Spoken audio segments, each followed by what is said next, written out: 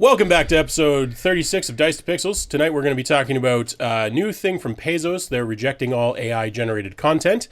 We've got a few other things to talk about, including the fact that yesterday was Mario Day. We're going to get into it right now. Okay, so Paizo. I did a short video about this. Yep. They are updating. I think they've probably done it by now. They announced this a few days ago. They're updating all of their contracts so that any submitted work, art, written, anything that you submit to them for sale, essentially, for publishing in general. I won't say sale because I think it applies to free stuff as well. Anything that's for the community marketplace or official like Paizo modules cannot have any AI-generated content whatsoever. So that's the new rule. There was a blog post. They took a pretty hard stance against AI creativity. It was a little tongue-in-cheek, but I think it's also probably fair the way they phrased it.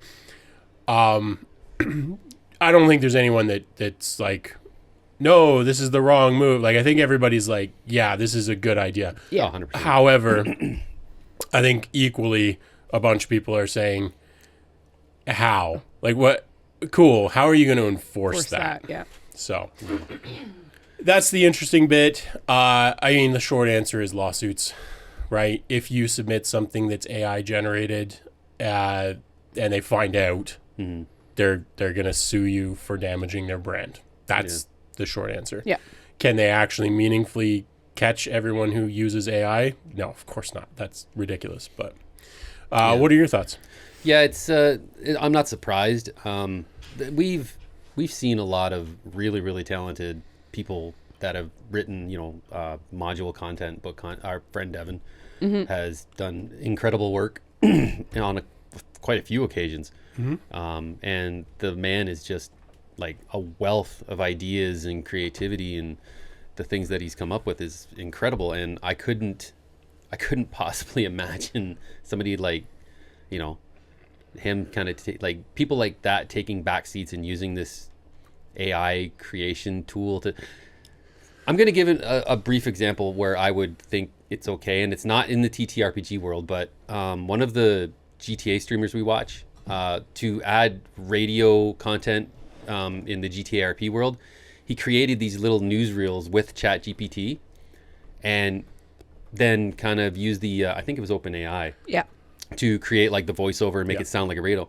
And he did it in like minutes and then put it in the game because he's one of the developers for NoPixel, and put it in the game so that players are driving around and all of a sudden this radio thing comes on and it's about their character and they're just like, oh my God, that's so cool. Something like that. Okay, cool. But like in the TTRPG world, actually writing the stuff, I think it kind of takes away from the really creative people in the world. Yeah, and not just the writers too, but also the artists. Like, yes, AI is able to make some really amazing and work that almost looks like it's made by an actual person, but it's not going to stand up to the same way. And it's not fair to, like, at conventions, we've seen a lot of amazing artists, and we've actually purchased some of their art too, and I think people trying to use AI art to push out and benefit off of that versus developing the skills themselves is an awful shame. So I think it's great that Paizo is taking a verbal stance on this. Yeah.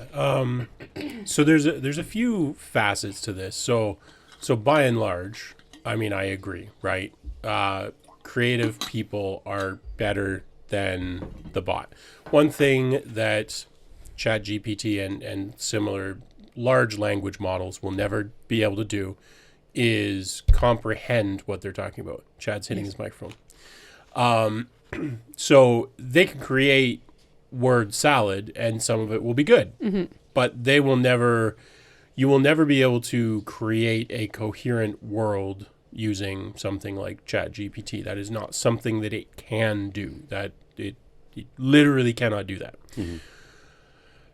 However, there's an argument that if somebody who is not a proficient writer wants to use something like ChatGPT to fill in the blanks. So if they have the story arc for something that they want to do, be it a film, be it a module, be it anything, and they basically come down to, you know what, I can't write dialogue, right? So what I'm going to do is I want these two characters to have a discussion about blank.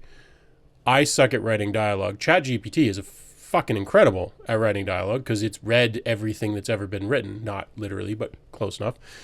So if somebody wants to like, hey, I need some filler. I just need like, here's what they're going to talk about, but I need you to fill in all the ums and ahs and all the bits.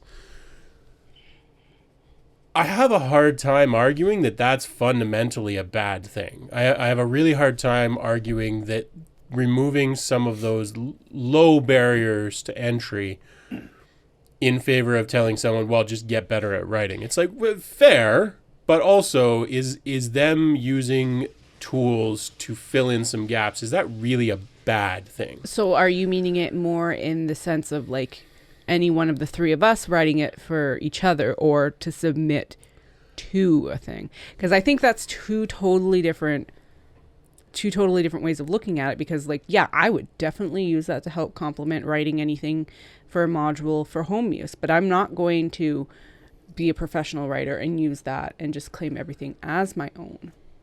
Well, so that's I think that second part there is a bit of a separate issue, which is whether or not people are going to be honest about where it came from. People, this is a hard one because on the one hand, I can be the straw man asshole and say, well, people don't, credit their spell checker for, their work, which obviously that's not the same. No. But at the same time, it kind of is, right? It's an electronic tool that literally changes what you're writing. Mm-hmm. It's no different though than how some creators don't actually credit the people that did the writing. Ghostwriters,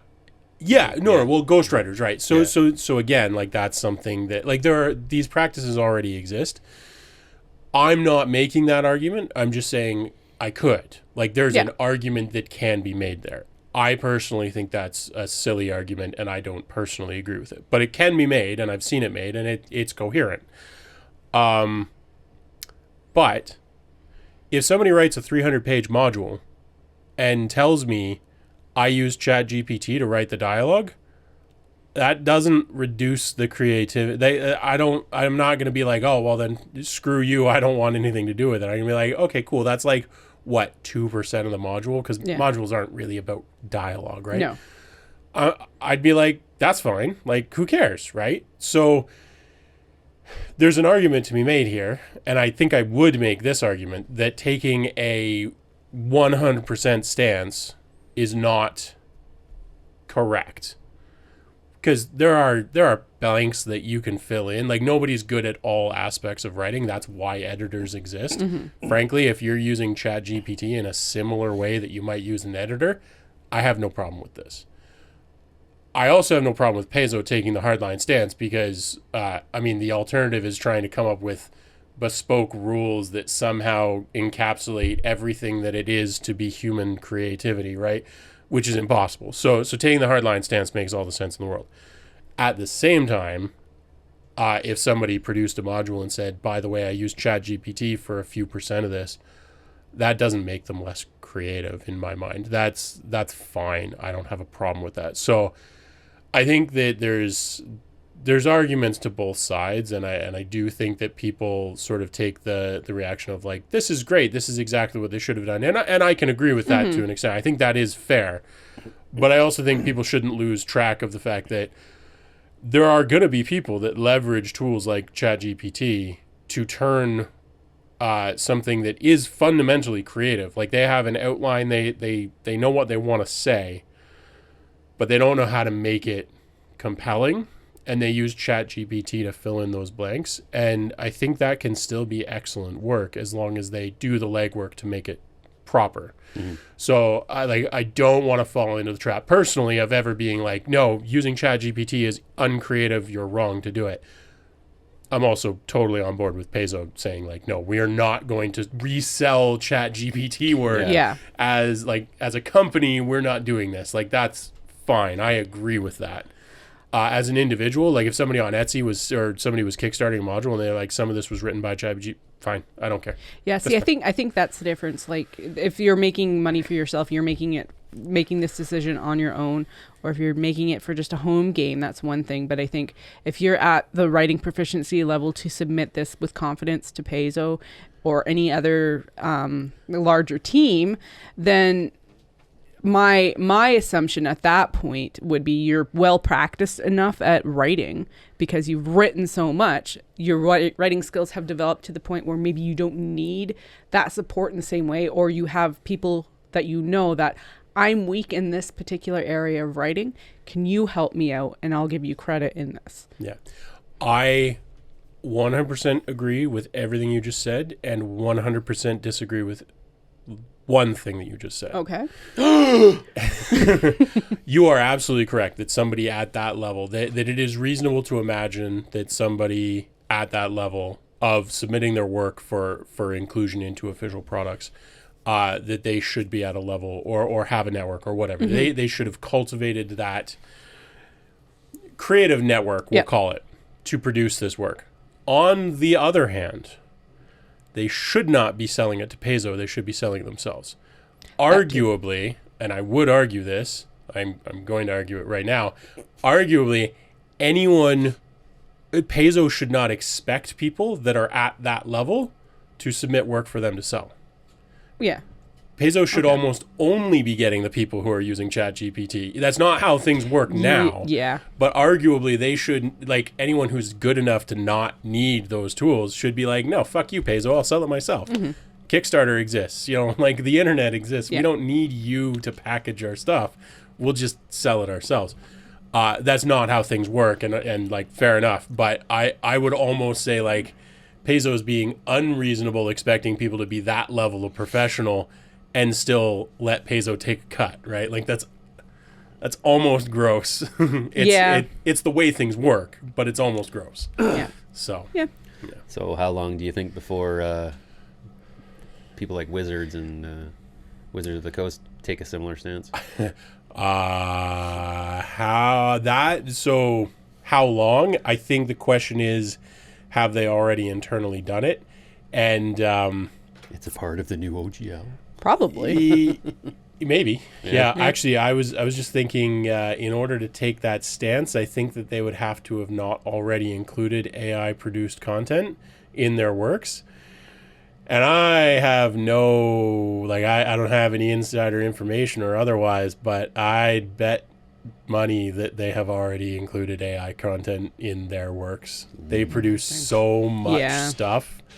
Like, I have a hard time believing that they actually have somebody sit down and create those little, like, blurbs on every single magic card that's produced. I wouldn't be surprised if a bunch of those have been produced by AI for the last 5 or 6 years at least. So I almost think that they just personally, my guess is they'll keep their goddamn mouth shut, because I'm betting they've already used it, and not necessarily for D&D, although who knows, but I bet they've already used it, and I don't think they want to shed a light on that. So, and we know they have leaks. So if they came out and said, we don't approve AI generated content, I could see somebody in the company being like, hey, yes you do. So we'll see. I could be totally wrong, but I would not be surprised if they just keep their goddamn mouth shut. But hey, Wizards, if you're looking for a guy, we know somebody. We'll hook you up. Yeah, definitely. So anyways, Paizo, I mean, the community is going to love it. It's good for content creators. Don't get me wrong. It's good for writers. I fully support it. The other thing I was going to mention is, in this similar vein to the sort of filling in the blanks that I was talking about, there's an anime, and I can't remember what it is, but I believe it's on Netflix, where they used AI for the backgrounds. So all of the characters and everything are done by professionals, but a lot of the backgrounds are done with AI. Well, that's cool. So this is another situation where it's like, arguably the backgrounds aren't your focus, so offloading that from a proficient human to a semi-proficient AI, does it really detract from the show, or is that just using your resources smart? Like, Yeah. like being clever about the way you're using those highly professional resources. So like I think there's arguments left to unfold. I don't think it's cut and dry, and No. Paizo came out very cut and dry, which for the reasons I mentioned, and also because like I mentioned in the short video that I did, you know, the ownership is still a quagmire legally. So Yeah. like they're smart to do it this way regardless for now, but I think there's a lot more nuance than people are giving it credit for. Mm-hmm. And I think we will see the attitudes towards this kind of stuff evolve over time. Yeah, because even like what you were saying with the anime, well then, if the excuse me, if a AI was creating the background, well that just means there was one more artist that wasn't hired to make the backgrounds. So Right, which on the one hand, if that artist went completely unemployed, that's not great, good, no. right? On the other hand, if they were able to use their talents on foreground and actually do something impactful, yep. that's a win. And then yeah, there's a little bit more money in the budget that hopefully went to the artists that were working on other things or Right. Yeah. Like I total non sequitur, but you know, I'm a Top Gear fan, and years ago, Jeremy Clarkson did a bit where he talked about, I think it was Jeremy, doesn't matter. Talked about, you know, you go through school to be an industrial designer for automobiles, and you know, your whole life you've been looking forward to this, and you end up at Toyota working on the door handle for a fucking Camry. Like, how soul crushing would that be? And so, on the one hand, good that a person has a job doing what they want to do. On the other hand, if there's enough work to go around, totally offload that boring shit to AI. 100% do it. So yeah, like I said, yeah, nuance. I think we'll see attitudes evolve quite a bit. yeah. But I also think Paizo made the right choice for now. Yeah. And Yeah. I also think that Wizards will stay out of it for now. Yeah. We'll see. They've had enough shit press for this year already. So Yeah. yeah. Well, as you mentioned at the top of the show, as of today, like today when we're filming, yesterday for you fine folks, it is Mario Day, March 10th. Woo. Yeah, they had a Nintendo Direct today. They basically talked about the Super Mario Brothers movie that's coming out. Yay, whoop-de-doo, don't care. They gave a release date and all that fun stuff and a new trailer. They also have some deals which surprisingly go beyond their 30% off first-party sales. Beyond just the Amazon one that you found last night? Yep. And it's so there's four old games. That you have, you can get Mario Party Superstars at 33% off, Donkey Kong Country Tropical Freeze at 33% off, Yoshi's Crafted World Ooh. at 33% off, and Luigi's Mansion 3 plus their multiplayer patch set 32% off. Well, now hang on, because Luigi's Mansion 3 base game is also 33% off. Yep. Gotta steal the mic or the camera for a second because If you don't know why we're making fun of this, check out our Nintendo pricing video. Yeah. Nintendo is historically terrible about doing actual deals on things. The highest they ever really go is 30%. So they gave us an extra 3% discount. Oh man. And I mean, out of all of these, the only one I would probably want to get would be the Yoshi's Crafted World, and that's only because you and Sarah's interested in playing it. So Yeah. don't we have it on something already? no, that's Woolly World on the Wii U. Oh, okay. Yeah. So in fairness, they are doing a Switch bundle that I think is like mildly reasonable sale if you happen to not already own a Switch. Whatever, you get a free game, which you know, hey, That's a good place to start. Mario Odyssey, Mario Kart 8 Deluxe, or New Super Mario Brothers U. yeah, and to be clear, these from what I can see, these deals should still be live when this comes out. It's not a one-day thing, so we would be dicks to be talking about this if you couldn't even make it. Yeah, those sales they end on March 23rd. Yeah. So So yeah, I actually when we were talking about Mario Day before we started filming here, I said, yeah, nobody fucking cares, not even Nintendo, and I kind of stand by that. Like The movie comes out today, but like, No, I don't. Does it? or sorry, the movie not comes out. It was tickets went on sale today. I think you can pre-order tickets. Maybe it is. Something like that. There was something about the movie. Like they're basically they're pimping out the movie. It would have made so much more sense to release the movie today. Definitely. It was the final trailer. Bleh. Yeah, and I think ticket pre-orders as well. But anyways, like they like Nintendo didn't really do much for Mario Day, so No. I'm a little surprised that they're like it's Mario Day, and then like we don't care. I feel like it hasn't hit like the mainstream in the same way like as Pi Day or anything has. Because I literally did not remember it was Mario Day until I went into my emails and saw the email from Nintendo, and I was like, "Why, what?" And opened it up, and I'm like, "Oh, right, Mario Day. Okay, cool. Delete." I don't even think like this has been a thing for quite some time, because even way back in the beginnings, like the NES, like I don't remember ever a Mario Day throughout pretty much the NES, SNES, N64. No. Unless they started doing it around the GameCube or the Wii. 2016. Oh, well, Yeah, well, slightly so- off. I was going to say, I feel like it's only been like 3 years. Yeah. But So when you're saying like it doesn't have the same impact, like yeah, I agree, but I also think that's on Nintendo for not really pushing it a lot more. And the other thing I want to say is like, okay, if it's Mario Day, why not present some more freaking Mario games? Like where's Odyssey? Where's Mario Kart? Mario Golf? Like why aren't all of them on sale if it's your Mario Day? Like this, you know? Because Nintendo are jerks about Yeah. pricing. We Yeah, already shit. covered Yeah. that. Yeah. No, they don't seem to care much, and neither should you, unless you happen to be in the market for a Switch, in which case this is as good a time as any. cool. Yeah. And you'll Yeah. get a free game. Yeah. Yeah. I mean, you know, it brings back, you know, the Mario series brings back, we all have our memories of playing the Mario games, you know, at some point in time in our lives, you know. Well, that actually, so this works as a segue to two things that I don't even think I remembered to mention that I was going to talk about tonight. The first one is Nintendo. There was a study by somebody. I'll figure it out.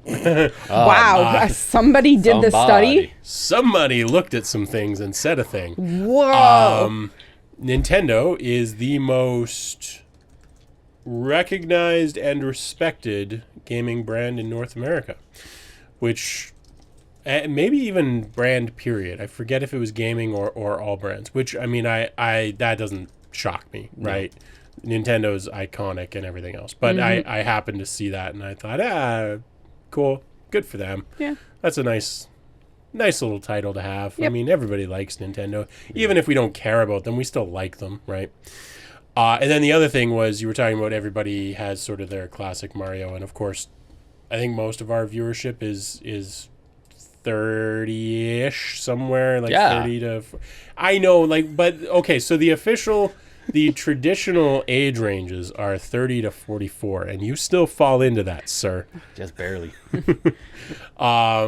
So, anyways, the reason I bring this up is it was ExpressVPN that released this study, and I will link to it below because I actually forget whether they asked their users or whether they watched, like, using heuristics, like figured out what kind of traffic people were doing through the VPN, which you can get very little information if you're freaking out about them being able to figure out what you're doing on the VPN. They can't really, but they can take a guess at it.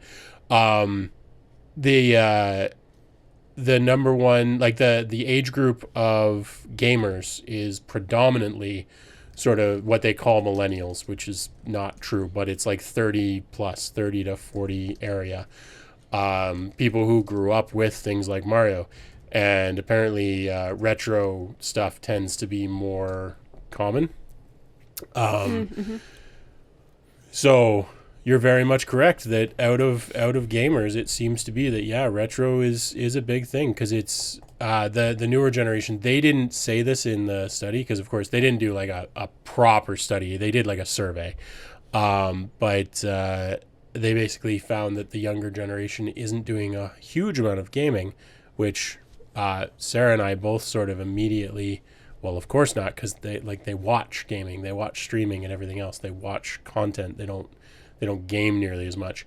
So yeah, it is actually true that like most gamers probably do have their favorite Mario memory from childhood, sort of thing, because it seems like most gamers did grow up with Mario. Mm-hmm. So. You know what I wish they would remake? Duck Hunt. I want a like upscaled like now version of Duck Hunt. Yeah, they did that.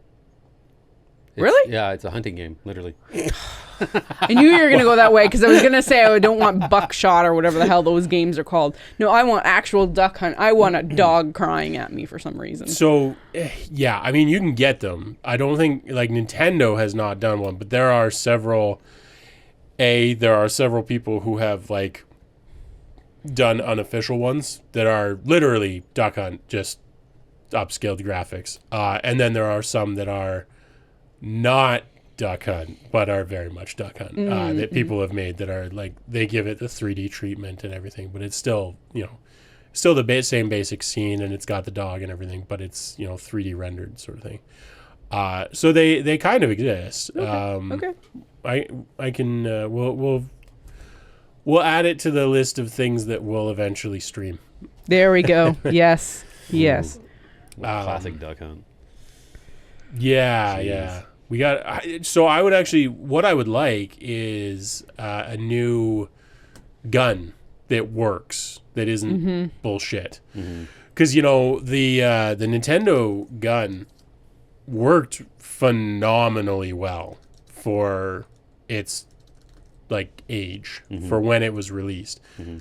The only other gun that I can remember that, like, worked was the Dreamcast gun. The Super Scope worked pretty good, too. Was that the PS4? No, the Super Nintendo Bazooka. Oh, okay. Yeah, I didn't try. I never used it. It was just big. Yeah. It was very awkward. Bazooka. So Yeah. That's cool. Chad, move your mic up. Yeah. So, anyways, Duck Hunt remake. They exist. I want like a new good gun though, this is weird to me because they make guns like laser tag, cheap laser tag guns are a thing. You can buy them on Amazon and they exist. But nobody's either used those or made good ones for a game system in a long time. Like the PS4 one with the weird little light controller. Those are crap. What about with the Wii? Wasn't there like something that you can insert? It was literally just a piece of plastic that you put your Wii remote into. Yeah, because that's all it was. Yeah.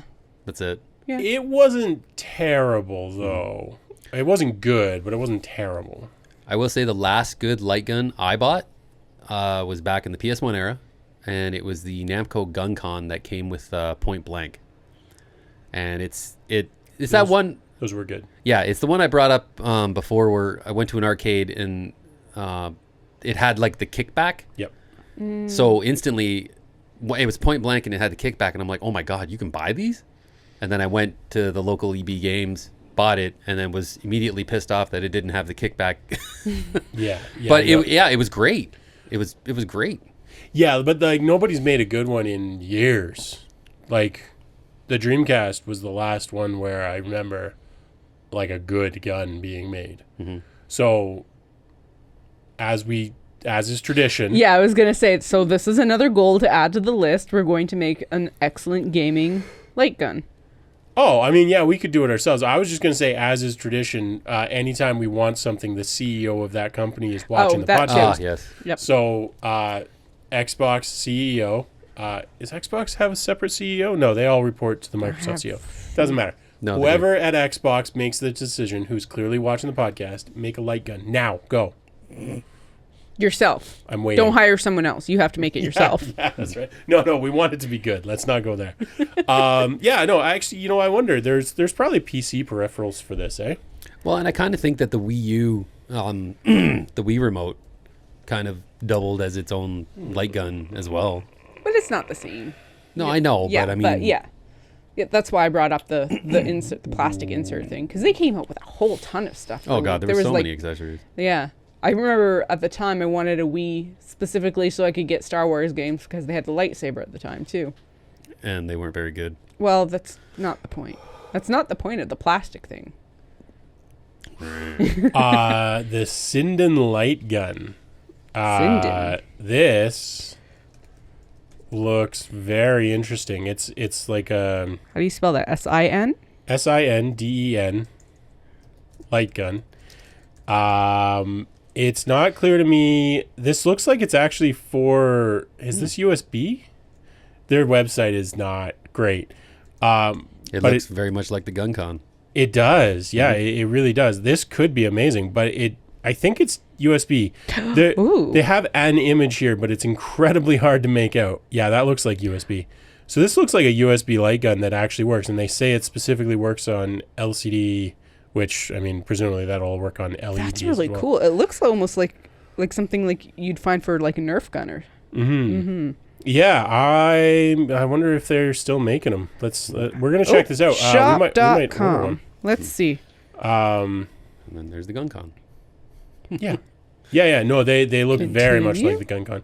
Oh, $230 for one with recoil. You can get one with a recoil, Chad. Oh, there you my go. God. You can get a 2-pack with recoil for $443 Canadian. Oh man, you can get a custom holster for them too, Yeah, you and the arcade pedal. All right. Well, Kind of looks like something out of Cyberpunk. This is actually all right, really well, cool. We're going to stop looking at our laptops and get back to the podcast now. That's actually really cool. I would totally... Next time I'm going to be irresponsible and buy something, I'm going to buy one of these. So probably after the podcast, as is tradition. Directly after we start. As is tradition. With recoil, though, that's pretty cool. Check this out if you're looking for a light gun. Or if you just want to look at something cool. Yeah, the website's not that good, but yeah. That looks super cool. So I'm glad I searched that. Yeah, PC light gun on Google, and I got it. No, this isn't sponsored by Sinden Light Gun. It should be, though. Yet. Should be. Cool. What's next on our... no, we'll save the Steam thing for a little bit later. You want to talk about the Epic Game Store? Yeah, I was scrolling through things today because that's what we do on Fridays. And apparently, Epic Game Store has just launched the self-publishing feature for devs on their system, which is kind of cool. And also very cool is with multiplayer games, they are requiring devs to allow for cross-play with Steam. So if you want to play through Epic and your friends are on Steam, you guys can still play together, which is kind of cool. And it's just kind of cool in general that Epic is doing their own like self-publishing thing. So just to see where that goes, whether or not that lasts long, if it does well, or as well as Steam. Yeah, it'll be interesting. This all kind of, I think this all basically came out of Apple being assholes. That too. Because Apple was like, no, you have to pay us your 30% tax or whatever on any subscriptions, gaming subscriptions. And Epic was offering a workaround where they would open their webpage in the app. This is just for anyone who doesn't know. Most people know this story. And Apple locked them out of the App Store as a result of this. So then Epic was like, cool, we're just going to start our own App Store or our own store for this stuff. And obviously iOS, you still can't really do that. But on Android, you can grab stuff from them. God, I miss playing Battle Breakers. I know, I was just thinking of the same thing. And then so I think seeing that they had success with that, I think they've moved on and they're like, hey, we can just do this. Why wouldn't we do this ourselves? So I support it. I think it's great. I mean, I love Steam. Steam's great. I love that Valve did it when nobody else was doing it. But these days, it's not as important. Like, at one point, it was like, oh, cool, you can actually, get all games in one place. Before, it was like searching for a new game was impossible. But now, 90% of the stuff goes through Kickstarter anyways. So... Steam isn't as important. Not that Steam isn't great. I love Steam. I'm going to use Steam forever. But, it's not... When it came out, it was truly revolutionary. Now it's kind of it's fine. It's like an expectation at this point, basically. Yeah. And, consoles are connected to the internet now. And PCs, you can just search for stuff. And, it's still great for indies. And I'm glad that Epic is sort of stepping up and doing some of this, too. But I feel there was a time when I'd be like, nah, screw you. Steam earned their place. You leave them alone. Whereas now I'm kind of like, Steam hasn't really done anything super innovative in a long time. No. So yeah, by all means, swoop in and try and take some market share. Get some competition. And also, it might be better for some indie developers too, because Steam is just so flooded with new games every single day. So many get lost in the shuffle. So maybe there'll be some good stuff. Yeah, but fortunately, thankfully, some of those do get lost in the shuffle. Yeah, fortunately, yes. But at the same time, maybe there's a few gems in there that don't get found right away. Maybe Morris Cave. Yeah, like Morris game ever Cave. made. Yeah. And maybe it would have been found faster if it was on Epics, because doesn't presumably have a huge library at this point. Yeah, well, I mean, for a while there, when we were doing the podcast months ago, I was going through Steam new releases every week and checking out every not buying, mind you, but checking out every new release. Mm-hmm. God damn, there were so many. So yeah, Though 70% of those are usually sex games of some sort or DLC. Yeah, it's weird. That's actually, so this is a good example of why I'm like, somebody should come in and give Steam some competition. Yep. Because browsing games on Steam is a huge, like, it is a bad system. Yes. Steam itself is great. The delivery is awesome. The update system is great. It's fantastic. Finding games on Steam is a fucking nightmare. Like, you can go and look at all the new games, but they don't differentiate between, as you say, DLC and, games. So if somebody just dumped, a bunch of new textures for their sex game, which happens very often, there'll be 30 entries for that day that are all like 69 cents or some stupid number. Yep. And it'll just be a full scrolling list of these, and then intermixed every once in a while there'll be a real game.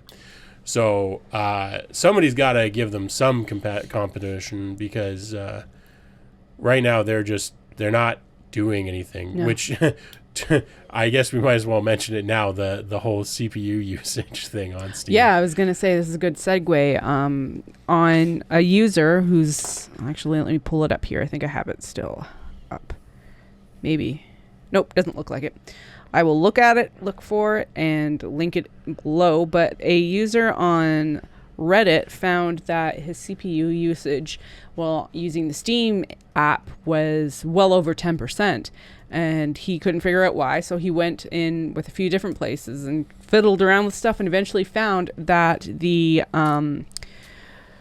checkbox type thing for animated avatars is by default always on. So if you go in there into your friends and chat, I think it is, on the thing in the bottom right of your screen, and just go into the settings and turn that off, your CPU usage will, I guess, go down for Steam. Yes. Yeah, that's the way you want it to go down. Yeah, so I saw this as well, and it looked like, based on the replies to it, it looks like this mostly affects Intel chips. Yep. It looked like AMD users were less or maybe not at all affected. And not everyone reports this, but it's definitely worth taking a look, because, yeah, Steam could just be running in the background, hogging your CPU while you're trying to game. Hopefully they'll fix the bug now that it's been explicitly called out. Mm-hmm. But, yeah, this is the sort of thing that, like, Steam, I love Steam. I'm not trying to shit on them, but at the same time, as with so many things, once you establish such a dominance in the market, there's not a lot of, like, impetus to fix your shit. Yep. Unless you've got somebody nipping at your heels. You don't tend to make things better. You go on to the next thing and try and make the next product. You don't go back and fix what you've already got. So I welcome the competition. I think it's great. I will check out the Epic Game Store. I also like Epic. I used to be kind of, I'm not that big on any particular game studio. I don't do a lot of, like, loyalty around game studios. But Epic used to kind of always be the sort of, once in a while they release something cool, but I really don't care about them. But now that I can get anything they do, well, not anything, but a lot of what they do on Game Pass, I've found myself or sorry, that's EA Play, but a lot of the same sort of titles. And I've found myself circling back to Epic in my mind and going back and playing some of it as well. Yeah, they when they were just developers, they worked on the original Gears of War trilogy. Yeah. So, I find like a lot of the games that they did, with the exception of Fortnite, because I mean that just turned into a friggin' monster. Yeah, whatever. But pretty much before they became like a publisher, when they were just like a developer. Yeah. You know, with like Unreal and. Well, that's the thing. Like Unreal Tournament, man. That will always hold a special place in my heart. It's such a monster. Yeah. Such a monster. I actually fired up Quake 4 yesterday for a few minutes because I was like, I'm gonna play a first-person shooter. I haven't played a proper first-person shooter in a long time. And I played for a little bit, and then I was like, oh, I kind of remember why I don't play these anymore. They're just boring.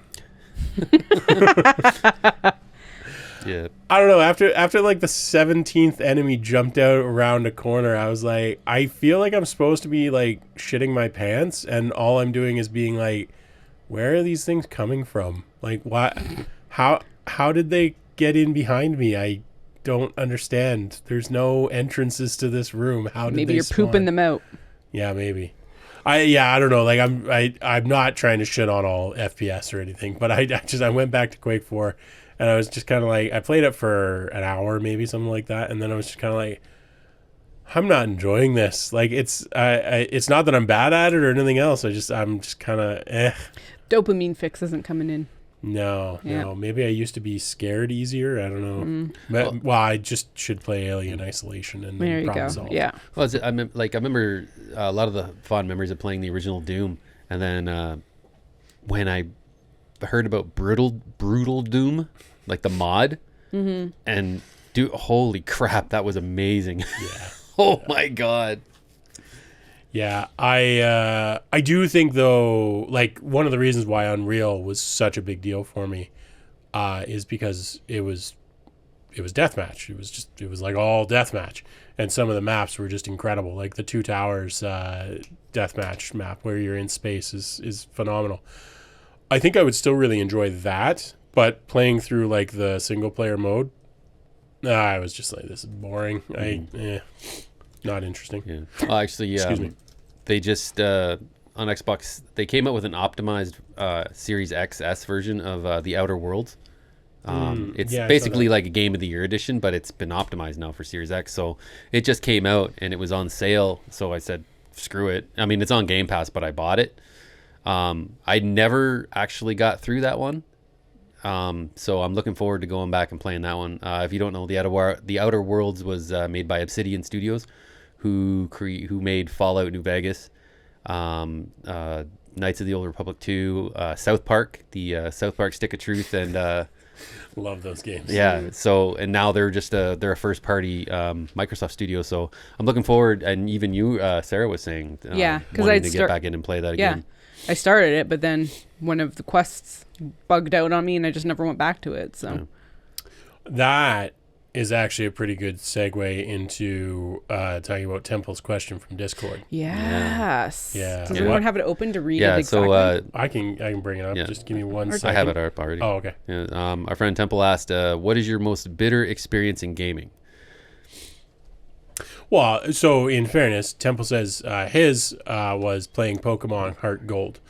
Found a shiny Graveler, and it immediately self-destructed, which I can understand. That's a pretty bitter experience for sure. Yeah, what's yours, Chad? Don't start with me because I can't think of it. Oh, okay. Well, so I told him I'd try and figure one other than Atomic Heart out, because right now Atomic Heart is my most bitter. Fuck, that game is terrible. But Sarah, you actually had one, so why don't you? Oh yeah, with actually, this has happened to me twice in games. So with oh my goodness, Skyrim. Oh yes, the one I put there. I guess there's 3. So with there's Skyrim. On I think it was my old laptop I was originally playing it on, and I thought I had transferred my save properly to my external hard drive, and then we got a new computer, and Did not transfer over, so I lost over 200 hours worth of gameplay with my mage, who was so cool. That is rough. It is. That sucks. It is. So, real quick on that note, it's not my most bitter in any way, shape, or form, but Danielle playing Hogwarts Legacy, I don't mean to be a jerk, but I told her, I'm like, if you're going to play on the Xbox, you should create a Microsoft account. And she didn't. She just started playing on my account, a new save, but on my account. So now, like, she doesn't have, now that she's finally created her own Microsoft account, there's no way to transfer a save from one account to another. I'm going to try and, like, work around that by, like, grabbing the file and loading it up on a Linux machine and seeing if there's any way to, like, crack the, like, break it out and move it over. But I'm like, that's gross. It's sort of in the same vein where it's like she still has access to it, but it's like she's not getting any achievements. It's not associated with her own profile. Although she did get 100% in the game, so I think that took the sting out. So she's good now. But now she can do it again on her own account. That's right. Yeah, all over again. Yeah. Some of my most bitter memories from gaming are from Tibia. So Tibia is a game that for newer listeners, Tibia is a top-down 2.5D game. It's an MMO. It's ridiculous, but it's somehow one of the best games I've ever played. But the death mechanic in that game is punishing. You lose significant amount of your items and a lot of experience and skill levels. So, like, I think it was like 3% of your total experience value. So, like, if you were level 100, for instance, you could legitimately, and you wouldn't lose, like, it's not that you would lose 3 levels. It's that all of the experience that you would accrued from 0 to your current level, you would lose, like, 3% of that or whatever it was. I forget what the actual number was, but you could lose days worth of playing time. Jesus. From dying.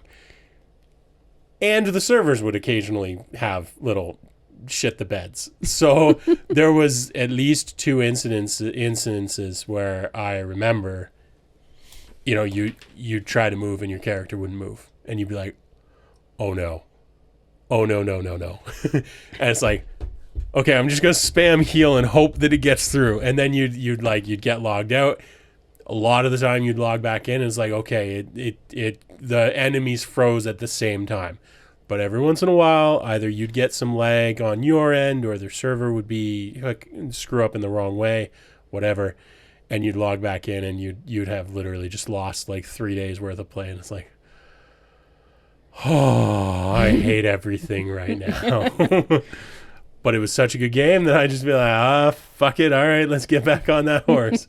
But those are some of my most bitter memories. Is like dying of my own accord, like whatever, I can work with that. But dying because, your ISP screws up or their servers go down or whatever, that's hard to swallow. Mine, I'm going to go back, way back to the NES, and talking of dying. There was always like those shitty game mechanics in the original Castlevania game that whenever you got hit, your character would jump back, and it always sucked because if you were on a path like the Medusa heads, you jump and you get hit and you whoop into a pit dead, Sure. right? Sure. So after a whole bunch of trial and error, the one key tactic in the original Castlevania is when you get the boomerang, 1, don't die.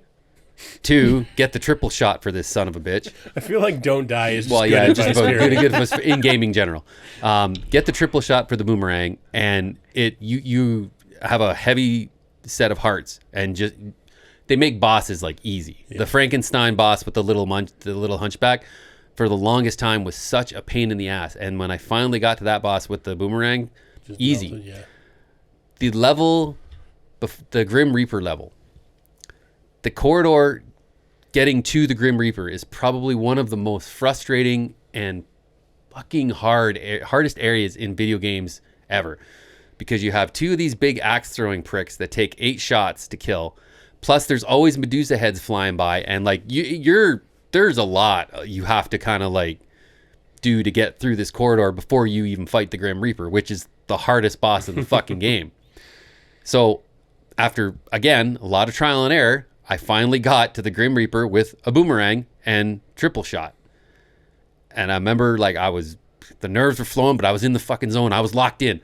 And I fought this bastard, and I threw a boomerang. He killed me, but when the boomerang came back, it killed the Grim Reaper, and I still had to go back and do it all again. Oh. I was so mad because it was like, oh, shit. Oh, and I'm thinking like, oh, yeah, no, but I won't be able to collect the ore. Ah, fuck. Yeah, that's rough. I had to go back, and it happened. It's happened in Mega Man games too, where same thing. Like you'll get your last shot, but then you'll die, but your shot will hit the boss and kill it. Yeah. But because you're already dead, it's like fuck.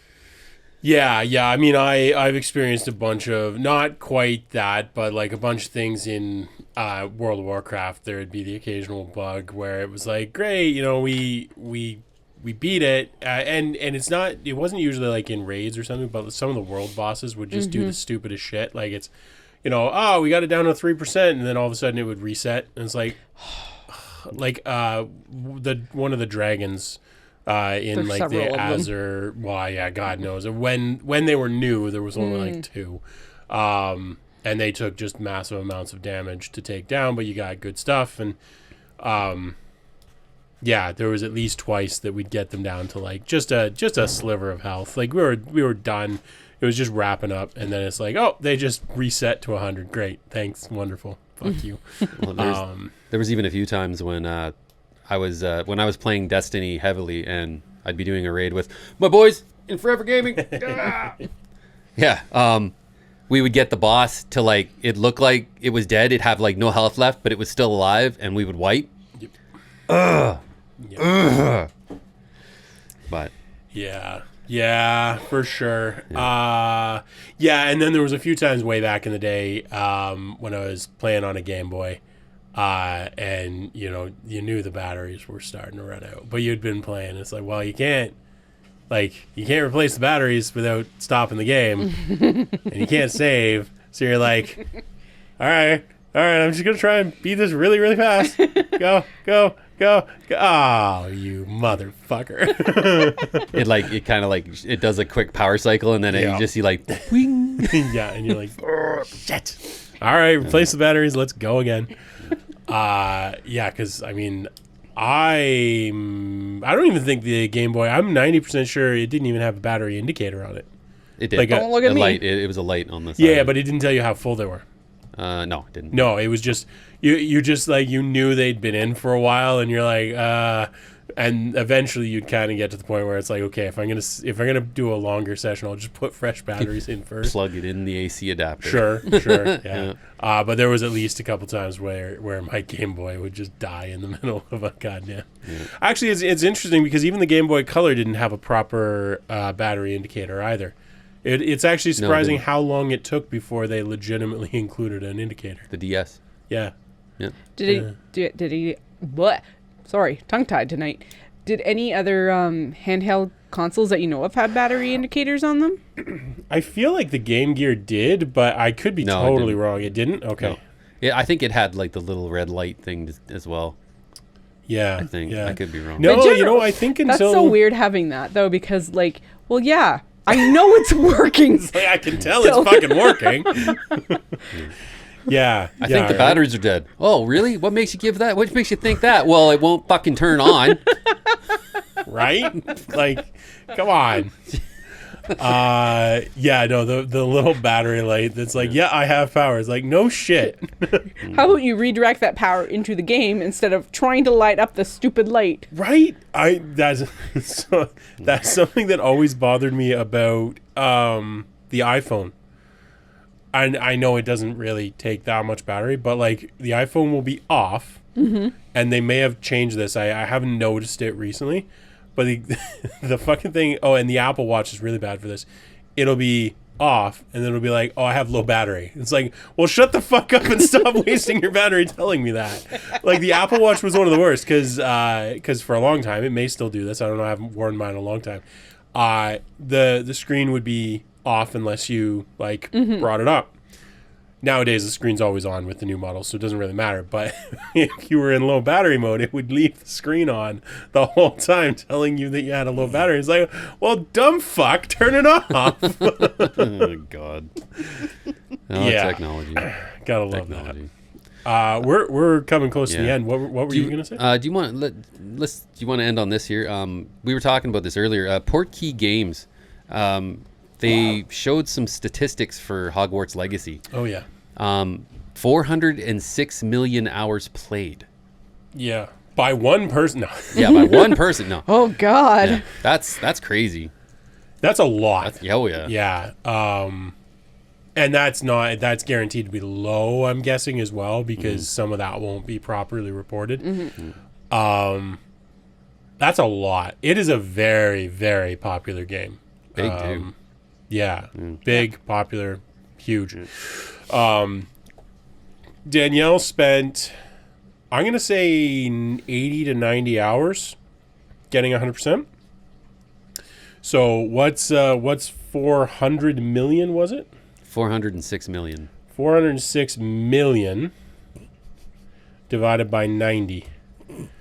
That is enough for 4.5 million people to have 100% of the game. I mean, I could do it way, like, I'm not at 100% yet, but I've played, like, way, way less than that. But if you take hers as sort of a typical or average, that's a lot. How many units were sold? More than that.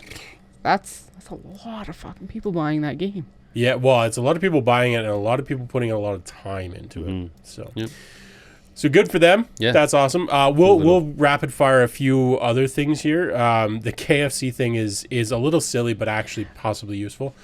Sarah found this. KFC, if you go and buy a sandwich from KFC, it can be any sandwich. The article started by saying it was a double down, but it's actually any sandwich from what we can tell. Yep.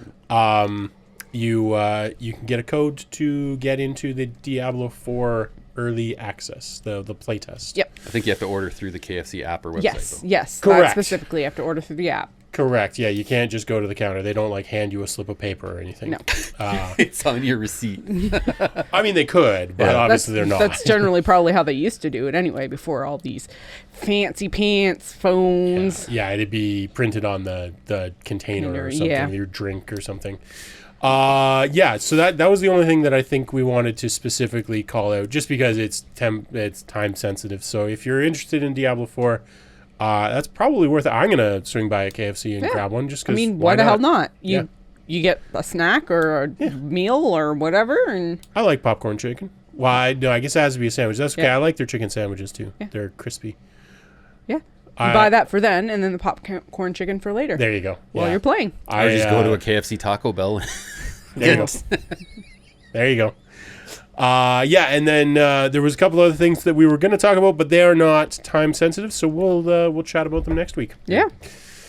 Thanks so much for hanging out. We love you all.